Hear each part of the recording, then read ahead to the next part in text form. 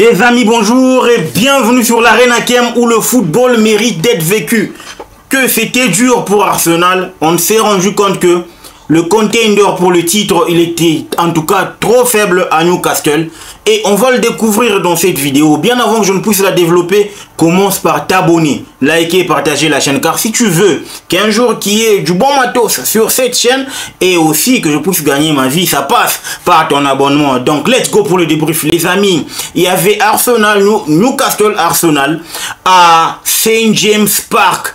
Un stade tellement hostile de par son ambiance, un stade tellement hostile de par, n'est-ce pas, la fougue des supporters.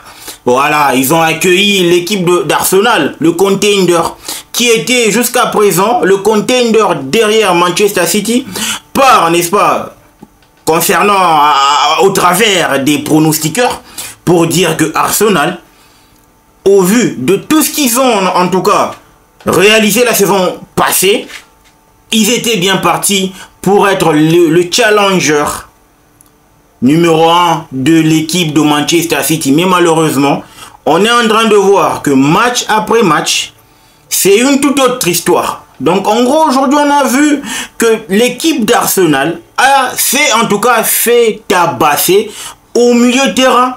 Tout s'est joué au milieu de terrain. Et on le sait très bien. Le trio du milieu mis en place par Eddie Howe, c'est topissime, étant donné qu'en face, il y avait un gars qui avait le sens, n'est-ce pas, de la revanche.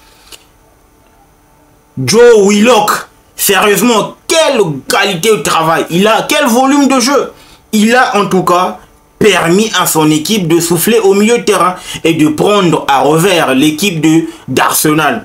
C'est vrai, Arteta est parti sur un 4-4-2.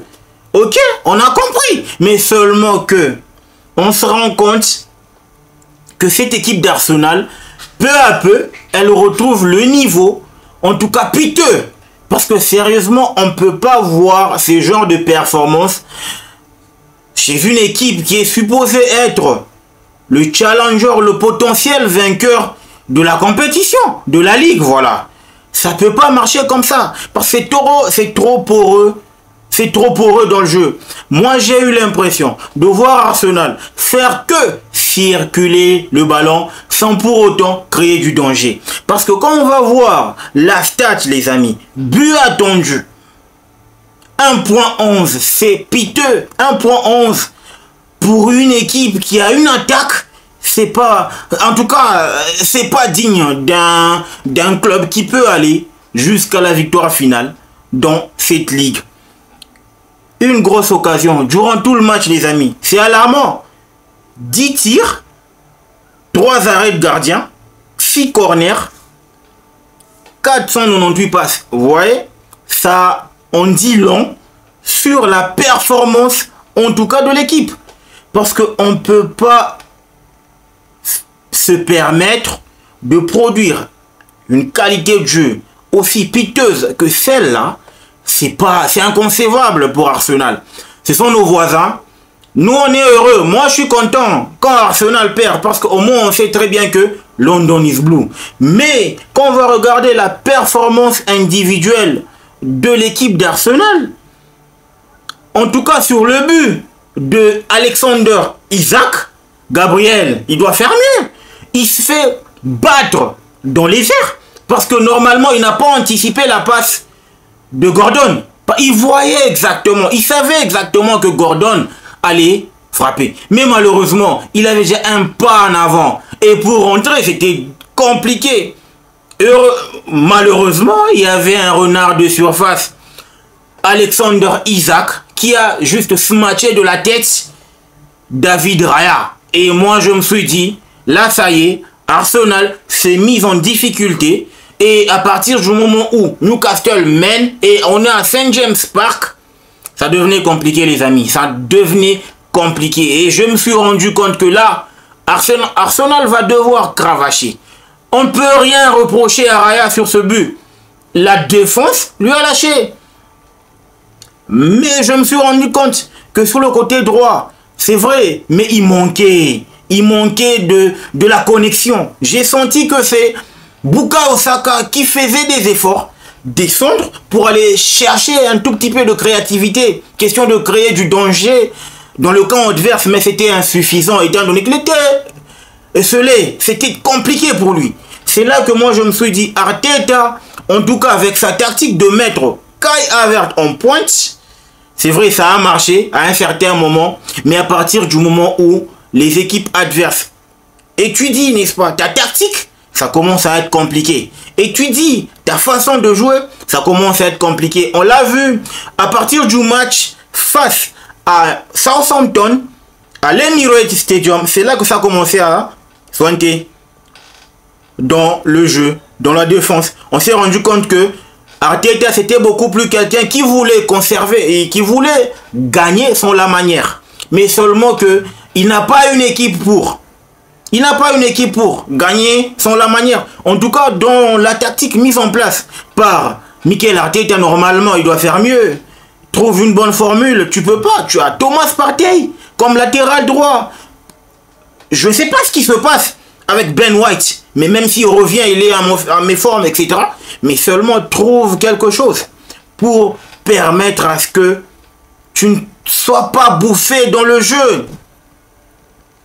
À part les passes, en tout cas récurrentes, j'ai pas vu Arsenal aussi tranchant durant toute la partie. J'ai vu qu'il y avait en tout cas de la bonne circulation, de la bonne combativité du côté de Newcastle. Newcastle proposait du mieux. Newcastle savait exactement ce qu'il cherchait. Mais Arsenal m'a donné l'impression qu'il était perdu sur terrain. Que Arsenal se cherchait sur terrain. C'est là que moi je me suis dit, il doit faire mieux lors du prochain match. Seulement que lors du prochain match, ils jouent face à nous. On ne peut pas leur laisser. C'est une évidence. On a en tout cas une revanche à prendre. Est-ce que la tactique mise en place par Mikel Arteta, elle était bonne? Le 4-4-2 là, elle était avec un milieu en losange. Parce que j'ai comme l'impression que il y a eu manque de communication. C'est vrai, ils se sont embourbés. Attends, Arsenal, on dirait, il a eu cette malchance de mordre à l'hameçon de Newcastle. Parce que si vous remarquez, l'équipe de Newcastle a fait en tout cas tout son jeu, ou toute la concentration du match, c'est en tout cas concrétisé au milieu de terrain. On se rend compte que 39% d'action chaude, en tout cas d'action ou de concentration du match, en tout cas c'est passé au niveau du milieu de terrain. Dans cet angle-là, on comprend que c'est Newcastle qui cherchait, n'est-ce pas, à attirer Arsenal dans sa stratégie. Et Arsenal a mordu à l'hameçon. C'est là que moi je me dis, si on peut voir que ça fait 2 matchs, que Arsenal n'a pas gagné, 2-0 à Bournemouth, 1-0 à Newcastle, le dimanche prochain, ce sera à Chelsea. Il y a de quoi se poser des questions sur le futur, pas le futur de l'entraîneur bien sûr, mais le futur de cette équipe. Est-ce qu'elle est en même de pouvoir se relever de ce couac? Parce que je ne peux pas dire que c'est un échec total, même si ça présente des fébrilités, voilà, dans le jeu, dans les actions. Tu vois, tu sens qu'il y a quelque chose qui a lâché. On a vu que cette défense-là était rock. C'était en tout cas une muraille la saison dernière. Mais ça est en train de sointer cette saison. On ne comprend pas pourquoi c'est la même. Pourtant, c'est la même paire. Hein? Saliba, Gabriel Magalhaes. On ne comprend pas. Est-ce que c'est le fait que Calafiori n'est pas titulaire parce qu'il a réussi à s'intégrer avec cette équipe? Ou soit c'est Ben White qui n'arrive pas à donner satisfaction, ou Jurien Timber? Question mark. Mais seulement que l'avenir nous le dira. Mais le point positif, c'est que Arsenal est en train de perdre. Et nous, on est en train de venir. Le point positif, c'est que Mikel Arteta est en train de montrer ses limites. Hein. Peu à peu, je vais me rallier aux analystes. Peu à peu, on est en train de retrouver un Mikel Arteta à la Mourinho. Seulement que la différence avec Mourinho utilisait cette tactique pour gagner de titres. Mais Mikel Arteta est en train de sombrer dans dans la stratégie Mourinho, dans la tactique Mourinho, sans pour autant avoir des armes. Et c'est là que ça va être fatal pour la suite de cette ligue, pour la suite de la survie d'Arsenal dans cette ligue. Moi, en tout cas, j'ai hâte de voir ce que ça va être. Parce que perdre successivement à Bournemouth, à Newcastle, et tu sais exactement que tu vas jouer le derby de Londres avec ton ennemi juré le dimanche prochain dans son Londres. En tout cas, il y a de quoi se poser deux questions. Les amis, dites-moi ce que vous en pensez en commentaire. N'oubliez pas de vous abonner, de liker. On se retrouve dans l'autre partie pour le Blues de Chelsea, pour voir ce que ça va être demain face à Manchester United, notamment avec la compo probable. Le football mérite d'être vécu. Salut les amis, bienvenue sur l'Arena Kem où le football mérite d'être vécu. Manchester United, Chelsea Football Club. Depuis 2013, on n'a jamais gagné à Old Trafford. Ça va être là l'occasion d'aller faire un résultat à Old Trafford dans le théâtre de rêve. Bien avant que je ne puisse développer cette vidéo, commence par t'abonner, liker et partager la chaîne. Car si tu veux qu'un jour qu'il y ait du bon matos, du bon son, de la bonne ambiance sur cette chaîne, ça passe par ton abonnement parce que ça va m'aider de gagner un peu de sous pour pouvoir te mettre à l'aise avec du bon contenu. Donc let's go pour le débrief les amis. Chelsea, Manchester United, depuis en tout cas 2013, on n'a plus gagné à Old Trafford. Et c'est ce qui ça me tracasse. Ça me tracasse que ce soit un Manchester United en pleine forme, que ce soit un Manchester United à la bourre. Chelsea ne gagne pas. C'est pratiquement 11 ans qu'on est à la recherche de la première victoire. Jusqu'à présent, c'est 6 matchs nuls, 5 défaites pour les Blues à Stamford Bridge. La stat, elle est folle. La stat, elle est phénoménale. La stat, elle fait mal. Parce que là, c'est digne d'une équipe qui va en victime expiatoire à Old Trafford. Et moi, je ne veux pas de ça. Ça fait très longtemps qu'on n'a pas breaké, n'est-ce pas, ce record.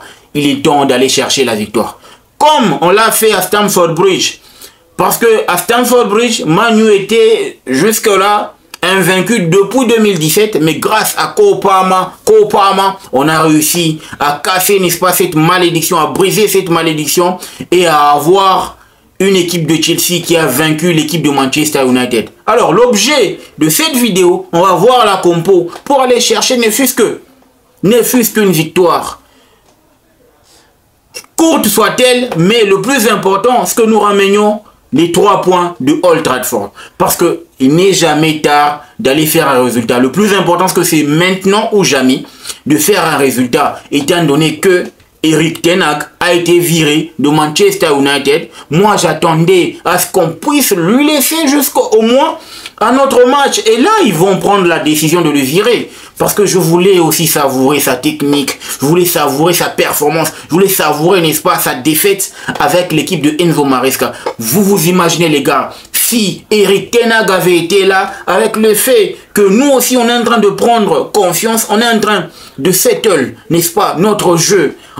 On est en train de mettre ça en place. On aurait terrassé, on aurait massacré, on aurait martyrisé cette équipe de Manchester United. Mais hélas, les Glazers, le président de Manchester United ont compris la ruse de Chelsea. Ils ont compris, Enzo Maresca arrive, il est temps de virer ce gars. Alors ils vont donner les clés de Manchester United à Van Nistelrooy. Moi déjà, je le voyais venir. Pourquoi je dis ça? À partir du moment où ils sont allés le chercher aux Pays-Bas, au moment où il était en train de faire un bon job, un bon travail avec l'équipe de PSV Eindhoven, moi je me suis dit, là, ça y est, on tient le futur remplaçant de Erik ten Hag. Surtout qu'ils l'ont directement inclus dans le staff technique de Manchester United. Je me suis dit, là, franchement, c'est un gars qui vient guetter le poste. Parce qu'il savait exactement que Erik ten Hag n'allait pas tenir jusqu'à la fin de la saison. Les Glazers ou encore les propriétaires de Manchester United savaient déjà. Parce que ce dernier vivait sous une pression monumentale. Et il fallait qu'il puisse gérer ça. Mais tu vas gérer ça avec quel effectif? Parce qu'à partir du moment où tu vires un certain Jadon Sancho, qui était le malaise du vestiaire, qui était en tout cas le bâton dans le roue du vestiaire, qui était en tout cas pour Erik ten Hag, c'était le mal-aimé, pas le mal-aimé, c'était le semeur de troubles du vestiaire. Il mettait tellement le vestiaire à dos. Et pour Erik ten Hag, c'était beaucoup plus facile, ou c'était évident qu'il fallait virer Jadon Sancho. Et Erik ten Hag s'est mis à dos en tout cas pas mal de joueurs. Et ça n'a pas permis à ce qu'il puisse y avoir une très bonne ambiance dans le vestiaire de Manchester United. Voilà pourquoi on a commencé à voir que les résultats ne suivaient pas. Ça titubait en termes de résultats. C'est victoire par-ci, match nul par-là, défaite le match suivant. Donc en gros, c'est comme ça que Man U a évolué avec Erik ten Hag du début de la saison jusqu'à la semaine dernière lors de la défaite de son équipe. Et il a été viré, il a été remercié. Même s'il a coûté la peau en tout cas, il a coûté la peau à la caisse de United. Le mieux était pour la direction de se séparer jusqu'à prendre, n'est-ce pas, Ruben Amorim. Ruben Amorim également, il était sur notre shortlist au moment où on a décidé de se séparer de Mauricio Pochettino. Mais malheureusement, quand vous savez, Chelsea recrute maintenant grâce à la data. Les analystes ont vu dans la data que par moment il y avait des errements avec son système.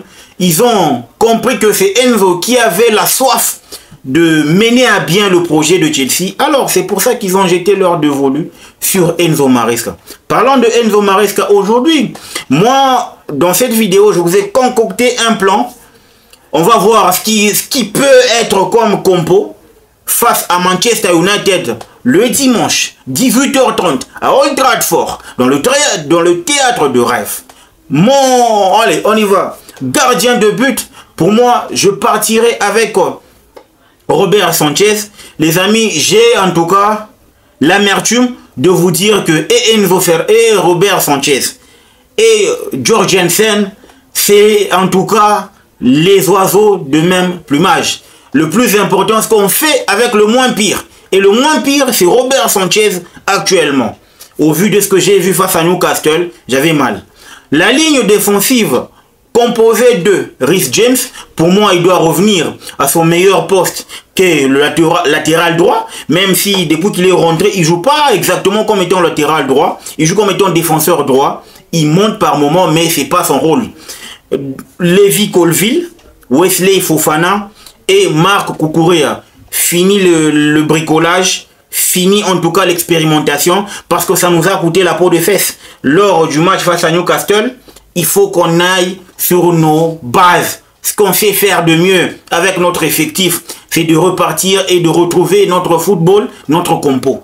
Double pivot composé de Romeo Lavia et Moïse Caicedo. Je vais revenir sur le double pivot.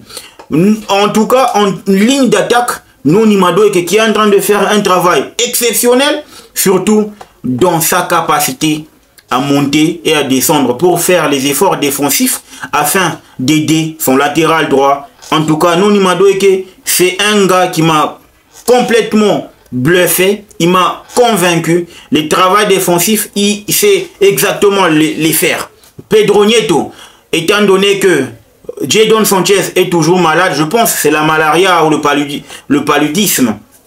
Kopama, il revient, il a déjà trouvé ses repères dans le cœur du jeu. Et pour moi, en attaque, Nicolas Jackson, depuis 3 matchs, le gars, c'est passe décisif, but. Donc, en gros, il est en confiance. Et à partir du moment où tu as un attaquant qui est en confiance, peu importe ce qu'il peut entreprendre comme action, ça lui réussit. Et on doit en tout cas naviguer sur cette vague de la bonne confiance qui rôde autour de la vie de Nicolas Jackson en ce moment. Pour le mettre, n'est-ce pas, sur la scène et revoir ou encore avoir droit à du beau jeu, à de la bonne performance de sa part. Si je veux bien revenir sur le double pivot composé de Enzo, composé de Romeo Lavia et Moïse Caicedo, tellement que j'aime Enzo. On va voir pourquoi est-ce que on a commencé, pourquoi est-ce que Maresca préfère le tandem Moïse Caicedo, Romeo Lavia, co-tandem Moïse Caicedo, Enzo Fernandez. On va voir d'abord avec Enzo et sans Enzo. Avec Enzo, c'est 66 matchs pour Chelsea, bien sûr, en incluant, bien sûr, Potter, Mauricio Pochettino, Lampard. Et pour finir, Enzo Maresca. Avec Enzo Fernandez, c'est 66 matchs, 35% de victoires, 39% de défaites, 1,60 de buts par match, 1,55 de buts concédés par match. Et si on basculait de l'autre côté, on va voir qu'en 21 matchs, on a 81% de victoires pour Romeo Lavia, 14% de défaites, 2,48 les amis, 2,48 de buts par match, buts marqués par match, et 1,0 de buts concédés par match. Donc vous l'aurez compris, parce que le mur défensif commence par le tandem Moïse Caicedo, Romeo Lavia. Ça nous apporte une certaine sécurité, garantie, qui permettent à l'équipe de Chelsea de bien respirer au milieu pour ne pas se faire comprimer et aussi subir les assauts de l'équipe adverse. On a vu que lors du dernier match de Première Ligue qu'on a joué Newcastle, on les a dominés au milieu de terrain. On a été plus que dominants et c'est ce qui a permis à notre équipe d'asseoir son jeu et de faire le jeu, de dominer son adversaire. C'est pour ça que moi je préfère le tandem Moïse Caicedo, Romeo Lavia. Ça nous permet d'avoir de la sécurité et aussi de nous reposer sur nos lauriers. Parce que vous savez, à partir du moment où vous avez ce tandem, c'est beaucoup plus facile de guider le jeu. Parce que vous savez exactement qu'il y a de la sécurité. Donc les amis, dites-moi ce que vous en pensez en commentaire. J'attends plus de 1000 vues, 1000 likes. 1000 likes les amis, on est une très grande communauté. On doit grandir sur cette chaîne. 10 000 abonnés, c'est l'objectif d'ici à la fin de la saison. Le football mérite d'être vécu. Ciao Blues.